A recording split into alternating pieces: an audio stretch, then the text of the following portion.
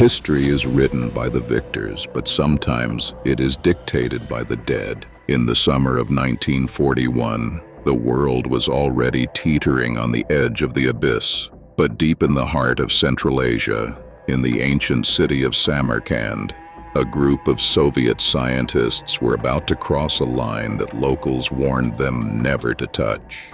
They had come to unearth the remains of a man who had been dead for over 500 years. A man who conquered half the known world, built pyramids from the skulls of his enemies, and left behind an empire of blood and gold. On his tomb, a chilling prophecy was carved in stone. "Whosoever opens my tomb shall unleash an invader more terrible than I." They ignored the warning. They opened the tomb, and exactly 3 days later, the deadliest conflict in human history began. Welcome to Steppe Legends. Today, we uncover the chilling true story of Tamerlane's Curse. To understand the curse, you must first understand the man. Born in 1336 in Transoxiana, modern-day Uzbekistan, Timur, known to the West as Tamerlane, was not born a king.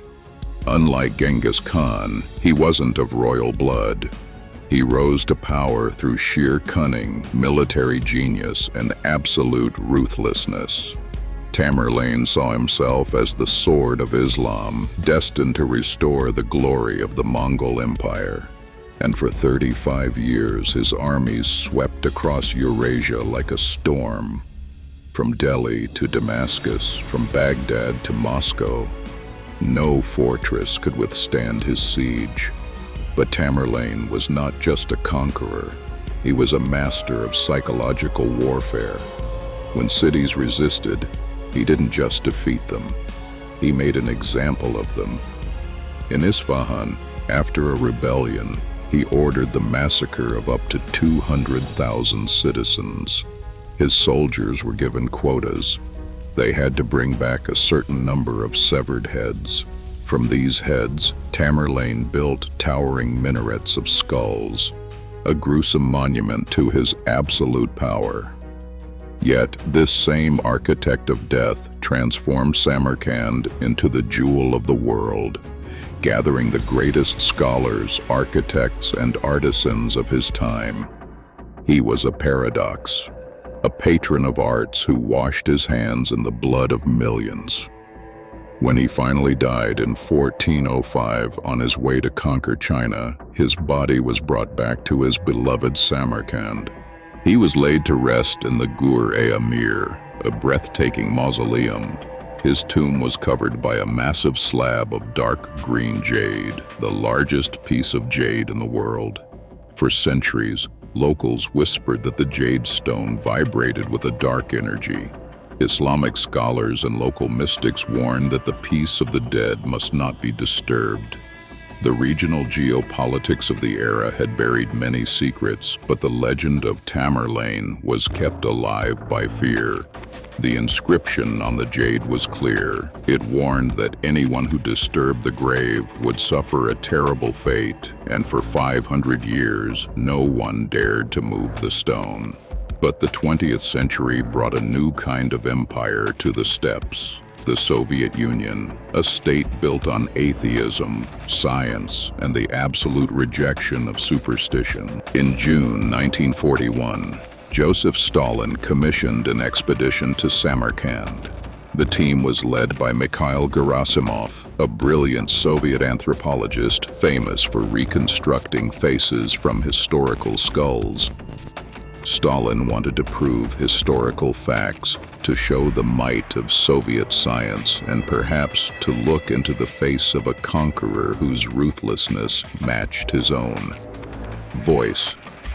When the expedition arrived at the Gur-e-Amir, the local Muslim clergy pleaded with them.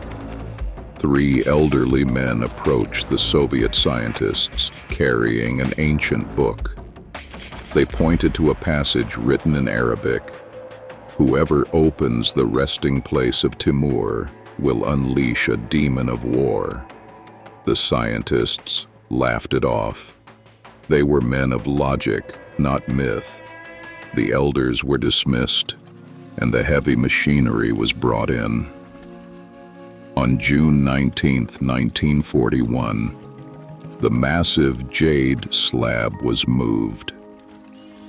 The air inside the tomb was thick with the smell of sweet resins and camphor. They reached the wooden coffin and pried it open. Inside lay the skeleton of Tamerlane. Gerasimov noted the deformed leg and arm, historical proof of Timur the Lame. Science had triumphed over superstition. On the morning of June 22, 1941, Adolf Hitler launched Operation Barbarossa. Over 3 million Axis troops smashed into the Soviet border. It was the largest and deadliest invasion in human history. The invader, more terrible than I, had arrived.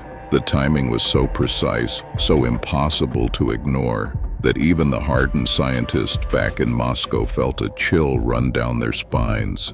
As the months dragged on, the Soviet Union faced annihilation. Millions were dead. The Nazi war machine reached the very gates of Moscow and then pushed toward Stalingrad. The country was bleeding to death.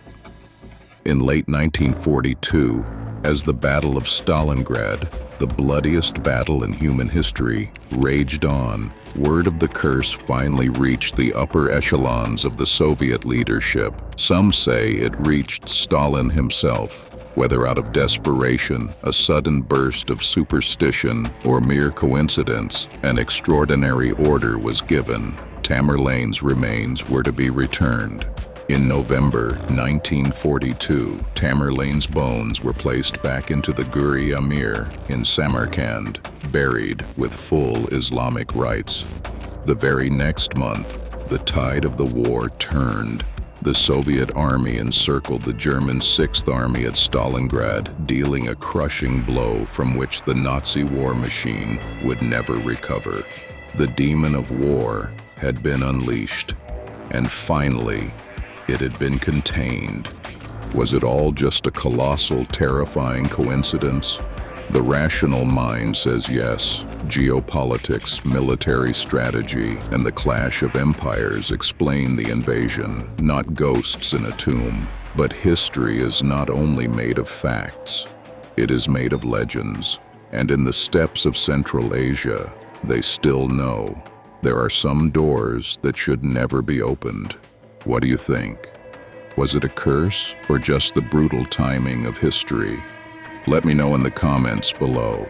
If you enjoyed this journey into the unknown, hit the like button and subscribe to Steppe Legends.